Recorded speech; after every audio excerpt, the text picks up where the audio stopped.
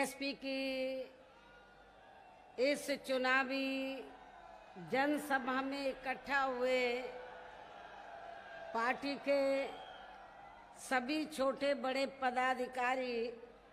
एवं कार्यकर्तागण, आज आप लोग देश में व यहाँ आपके उत्तर प्रदेश स्टेट में भी लोकसभा के लिए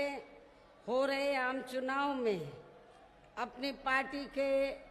उम्मीदवारों के समर्थन में मुझे सुनने के लिए यहाँ इकट्ठा हुए हैं, तो उसके लिए मैं आप सभी लोगों का हार्दिक दिल से आभार प्रकट करती हूँ। वैसे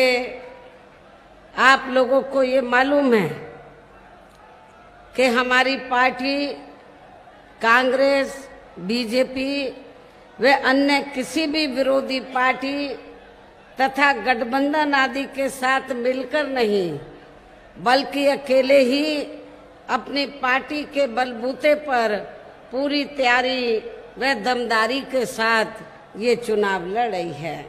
इसके साथ ही हमने टिकट बंटवारे के मामले में भी सर्व समाज के लोगों को उचित भागीदारी दी है, जिनको कामयाब बनाने के लिए अपनी पार्टी के लोग पूरे जी जान से लगे हुए हैं। वैसे आप लोगों को अमरोहा सीट के बारे में ये मालूम है कि पिछली बार जब लोकसभा का आम चुनाव हुआ था तो ये सीट बहुजन समाज पार्टी ने जीती थी, लेकिन जिनको हमने या आप लोगों ने जिताकर भेजा तो उस व्यक्ति ने सांसद बनने के बाद, एमपी बनने के बाद ना तो पार्टी के मान सम्मान का ध्यान रखा और ना ही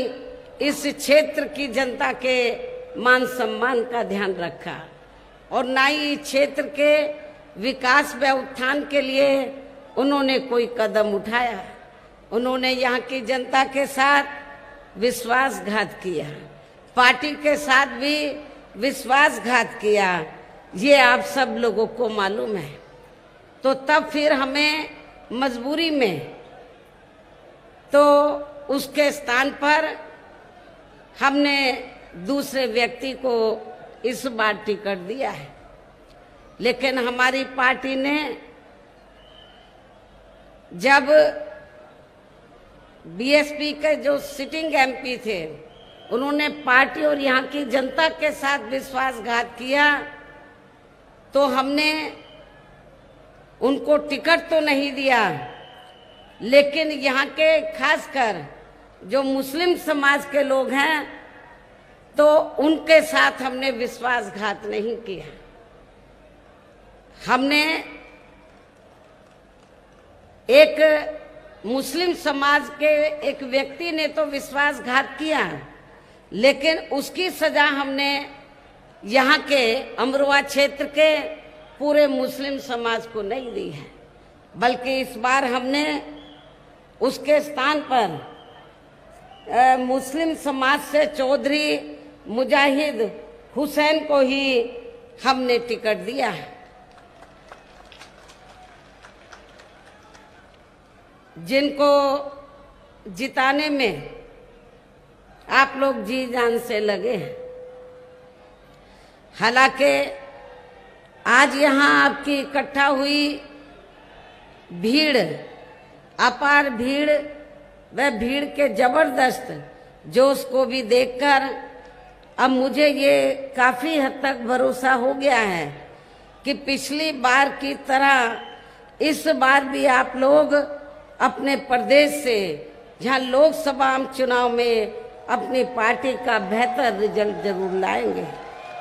और अपनी अमरोहा सीट को तो पिछली बार की तुलना में ज्यादा वोटों के अंतर से जरूर आप लोग जिता कर लाएंगे। इसके लिए अब मैं आप लोगों का ध्यान कुछ जरूरी बातों की तरफ दिलाना चाहती हूँ और इस संबंध में विशेषकर मैं कांग्रेस, बीजेपी व इनके अन्य सभी सहयोगी दलों के बारे में ये कहना चाहूंगी कि आज़ादी के बाद शुरू में केंद्र व देश के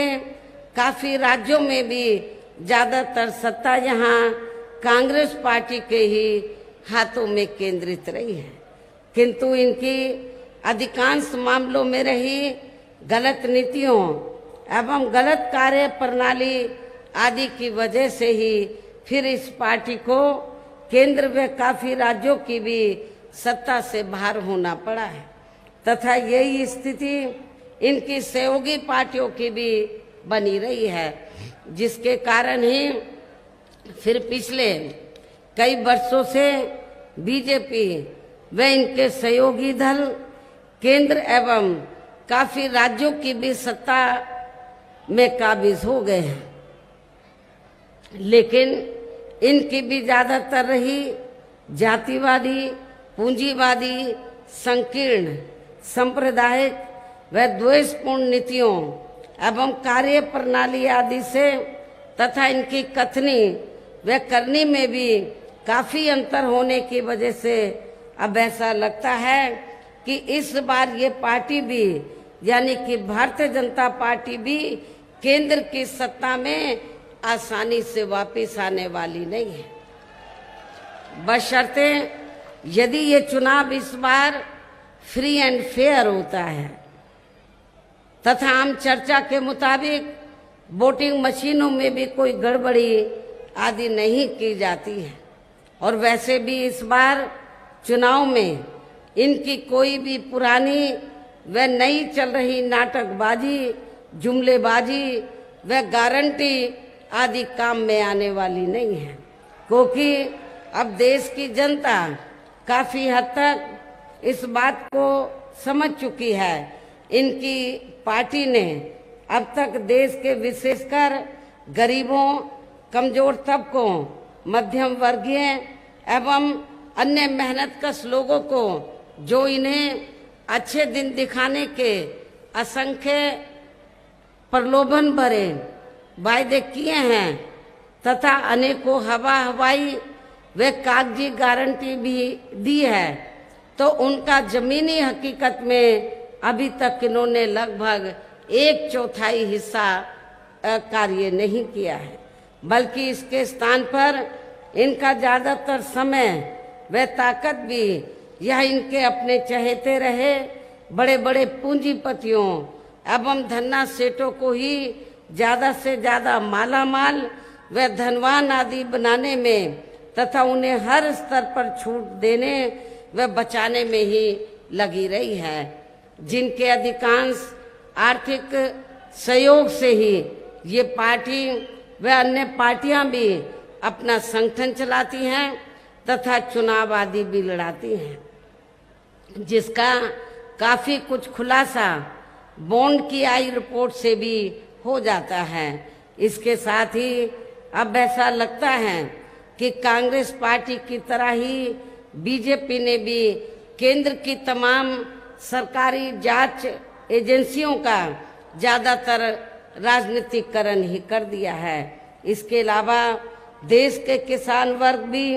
वर्तमान बीजेपी की सरकार में शुरू से ही अपनी विभिन्न समस्याओं को लेकर काफी ज्यादा दुखी व परेशान रहे हैं और अभी भी है, जबकि यूपी में 4 बार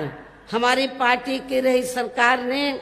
इनके हितों का भी हर स्तर पर विशेष ध्यान रखा है। आप लोगों को मालूम है कि जब बीएसपी के नेतृत्व में यूपी की सरकार बनी है तो हमारी पार्टी की सरकार ने तो खासकर किसान वर्गों के लोगों का हर मामले में विशेष ध्यान रखा है। उनको खेती करने के लिए उनको समय से सुविधाएं दी हैं, उनकी फसल का उचित दाम दिया है। खासकर आपका ये जो क्षेत्र है अमरोहा, तो ये कारीगरी के साथ साथ किसानी के भी मामले में काफी प्रसिद्ध है। यहाँ पर काफी खेती होती है, लेकिन वर्तमान बीजेपी की सरकार ने किसानों का विशेष ध्यान नहीं रखा है। लेकिन यहाँ की इस क्षेत्र की जो फसल है, जो कारोबारी लोग हैं, जब हमारी पार्टी पावर में थी तो हमने इस मामले में पूरा ध्यान रखा है। इतना ही नहीं बल्कि केंद्र में पूर्व की रही कांग्रेसी सरकार की तरह ही वर्तमान भाजपा सरकार में भी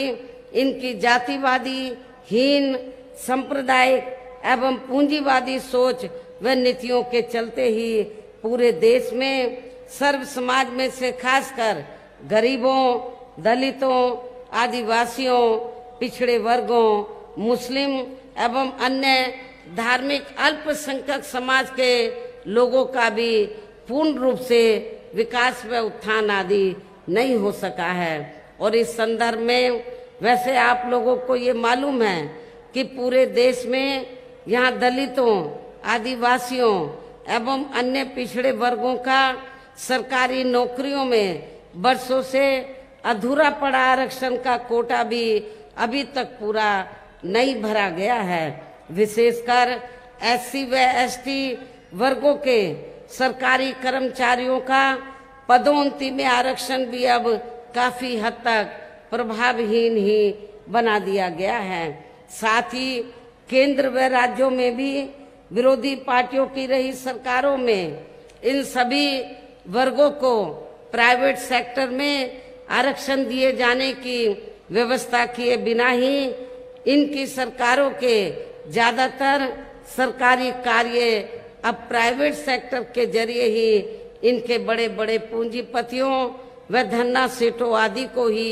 दिए जाने के कारण अब इनको पूरे देश में आरक्षण का बहुत कम ही लाभ मिल पा रहा है। इसी प्रकार इनका अन्य और मामलों में भी शोषण व उत्पीड़न आदि होना अभी तक भी बंद नहीं हुआ है। इनके साथ साथ मुस्लिम व अन्य धार्मिक अल्पसंख्यक समाज के लोगों की भी हालत हर स्तर पर या काफी ज्यादा खराब व दयनीय ही बनी हुई है, जिसका काफी कुछ खुलासा सच्चर कमेटी की रिपोर्ट में भी किया गया है। इन वर्गों में वर्तमान में तो काफी दहशत का वातावरण व्याप्त है, ये सब किसी से छिपा नहीं है। इतना ही नहीं बल्कि पिछले कुछ वर्षों से केंद्र व अधिकांश राज्यों में भी बीजेपी व आरएसएस की सरकारों के चलते हुए अब इनका विकास व उत्थान आदि होना भी काफी हद तक बंद सा हो गया है। आए दिन इन पर खासकर हिंदुत्व की आड़ में हो रही जुल्म जाति भी यहाँ काफी ज्यादा चरम सीमा पर पहुंच चुकी है। इनके साथ साथ अपर कास्ट समाज में से विशेषकर गरीब लोगों की भी हालत हमें कोई खास अच्छी नजर नहीं आती है। इनकी गलत कृषि नीतियों के कारण किसान वर्ग भी आए दिन आंदोलित ही रहता है। साथ ही इनकी गलत आर्थिक नीतियों की वजह से देश की अर्थव्यवस्था पर भी इसका काफी बुरा प्रभाव पड़ रहा है, जिससे यहाँ विशेषकर छोटे एवं मध्यम वर्गीय व्यापारी वर्ग भी काफी ज्यादा दुखी व परेशान है। और अब केंद्र में पूर्व की रही सरकारों की तरह ही वर्तमान भाजपा सरकार में भी यहाँ पूरे देश में गरीबी, बेरोजगारी एवं महंगाई आदि भी लगातार काफी ज्यादा बढ़ रही है। देश में हर स्तर पर फैला भ्रष्टाचार भी अभी तक खत्म नहीं हुआ है। साथ ही अपने देश की सीमाएं भी अभी तक पूरे तौर से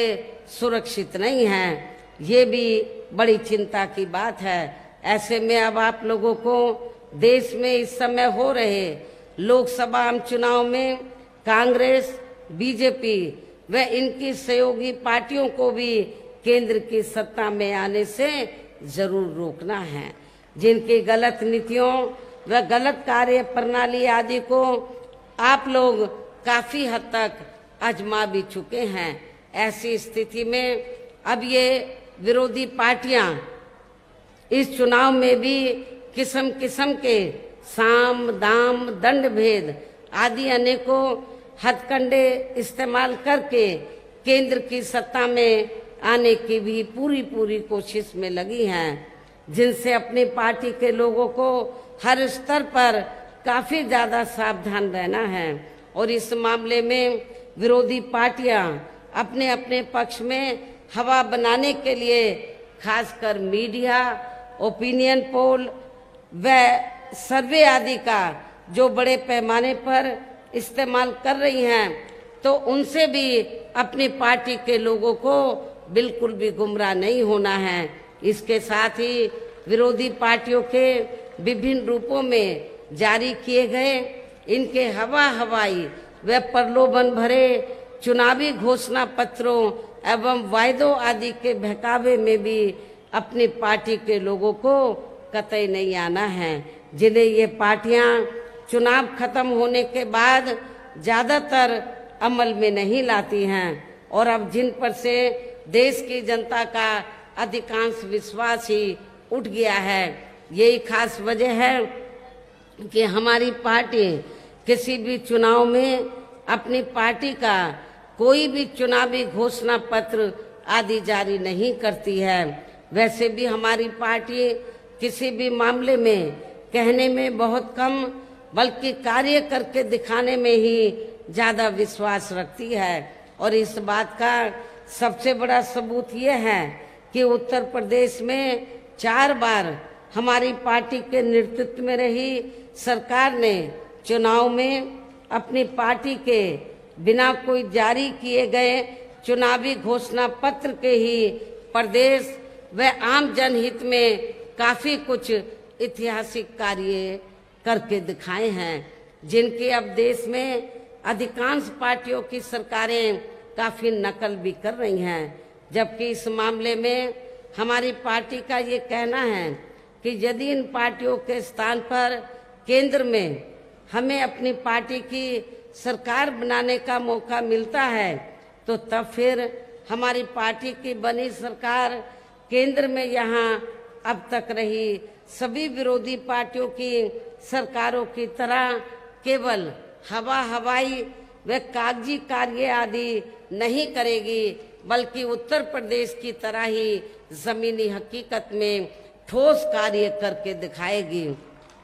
और इस संदर्भ में खासकर मैं ये कहना चाहूंगी कि केंद्र द्वारा देश में पिछले कुछ समय से अति गरीब परिवारों को अस्थायी तौर पर फ्री में जो थोड़ी सी खाद्य सामग्री दी जा रही है, तो उससे इनका स्थायी तौर पर भला होने वाला नहीं है। आप लोगों को ये मालूम है कि पिछले कई वर्षों से तो भारतीय जनता पार्टी की सरकार गरीब लोगों का वोट लेने के लिए तो फ्री में थोड़ा उनको राशन दे देती है, और जब चुनाव होता है तो फिर बीजेपी और आरएसएस के लोग तो गांव-गांव में जाकर उन गरीब लोगों को ये कहते हैं, मोदी जी ने आपको राशन दिया है, नमक दिया है, चीनी दी है, आटा दिया है, दाल दिया है, अब ये कर्जा आपको उतारना है। मैं अपने गरीब परिवार के लोगों को ये बताना चाहती हूँ, ये कोई बीजेपी की मेहरबानी नहीं है, बल्कि आप जो टैक्स देते हैं उस पैसे से ये खाद्य सामग्री लेकर आप लोगों को देते हैं। इसलिए आप लोगों को इनके ये नमक आटे के चक्कर में नहीं पड़ना है। यदि आप लोगों को सही मायने में गरीबी अपनी दूर करनी है, तो आपको बहुजन समाज पार्टी को वोट देकर स्वाभिमान की जिंदगी आप लोगों को बसर करना होगा। और वैसे भी इनकी ये जटिल समस्या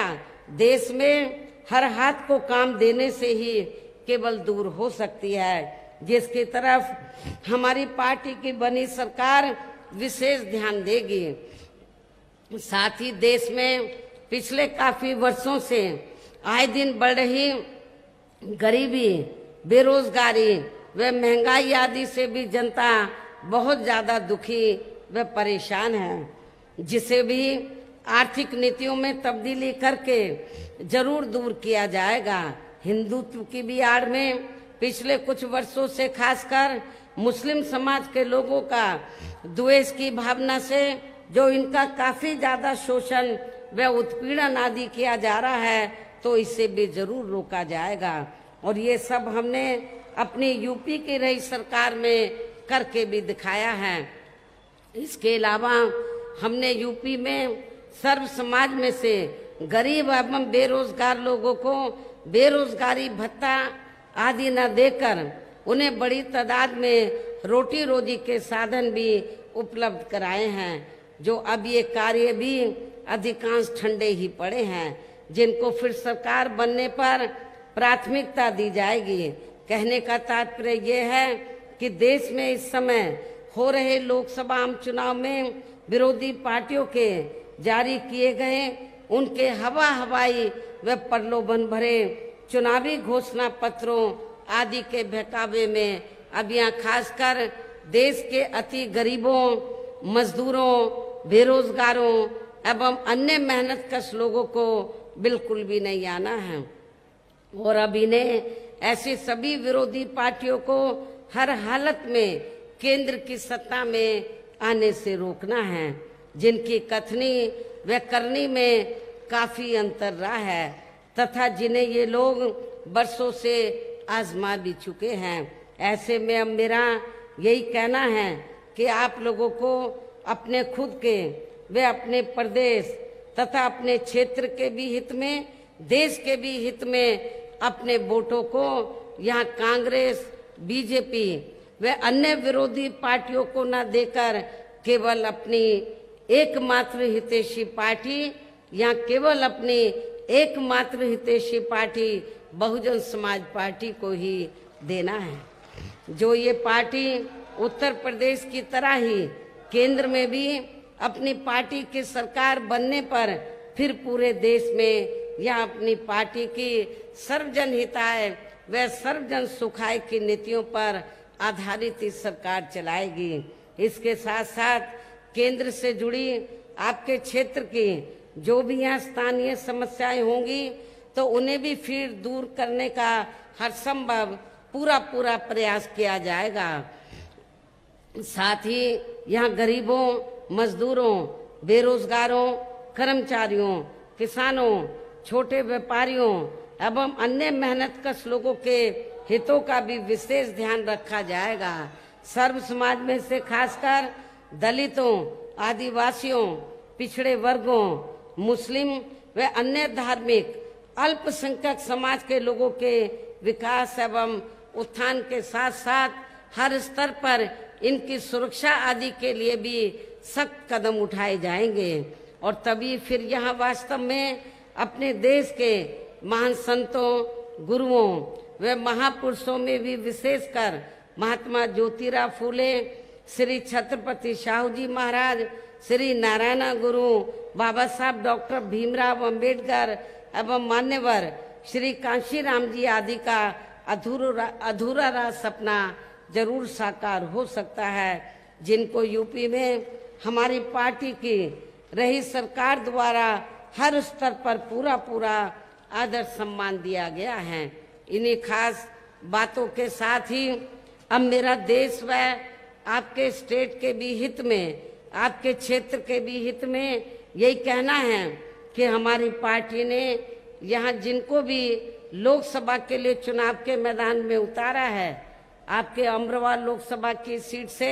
जिनको चुनाव के मैदान में उतारा है, जो यहाँ आपके सामने मंच पर मौजूद भी हैं, तो उन्हें आपको जरूर कामयाब बनाना है,